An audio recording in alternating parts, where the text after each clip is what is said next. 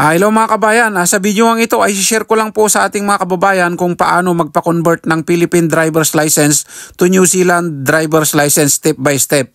Ang kailangan nyo po dito ay mag-apply sa Specialist Overseas Conversion Site dito sa New Zealand, then mag-fill out kayo ng application form dito, then mag-provide kayo ng mga necessary documents na kakailanganin nila, at syempre kailangan nyo din may pasa yung theory at practical driving test dito sa New Zealand. At isa kasi sa policy nila dito, kaya kailangan natin ng conversion at dumaan sa prosesong ito dahil nga tayo ay hindi kabilang sa mga exempt country. Tayo ay non-exempt country pagdating sa pag-apply ng license dito sa New Zealand. At ito yung mga detalye para sa proseso. Una, humanap kayo ng Specialist Overseas Conversion Site. Siyempre, pag nandito na kayo sa New Zealand, ay humanap kayo na sa inyo area ng Specialist Overseas Driver's License Conversion na mga authorized tulad ng AA. At i-check nyo din kung kailangan nila ng booking or walk-in ay pwede. At number 2, mga required documents na kakailanganin o ipoprovide nyo. At application form na DL5. Ito yung form for Overseas Driver's License Conversion. At syempre evidence of identity. Provide nyo din yung mga proof of evidence, yung proof of identity nyo tulad ng passport or any valid documents. Then Overseas Driver's License.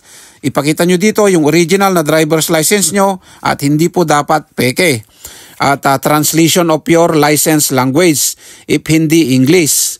At eye test. Dito ay dapat maipasa nyo yung required eyesight standard.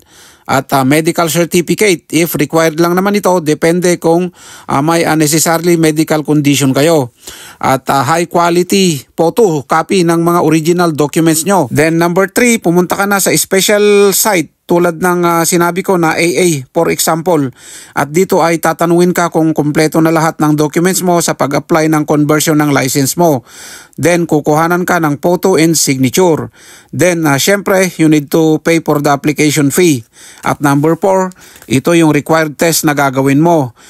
Theory test. Ito ay pag ang license mo ay galing sa bansang non-exempt country tulad ng Pinas, ay required kang dumaan nito para sa New Zealand road rules, practical driving test. Ito dapat ay mo din may pasa. Kaya para sa akin ay mas mabuti na mag-review ka sa mga road rules at magtanong-tanong ka rin sa mga naka-full license na dito sa New Zealand na ating mga kababayan, or pwede ka rin mag-upload or mag-download ng mga application for driving test dito sa New Zealand.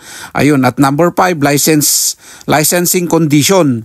Dito naman ay bibigyan ka ng license na with supervisor at all times. Means hindi ka allowed mag-drive mag-isa hanggat hindi mo maipasa yung practical driving test dito sa New Zealand.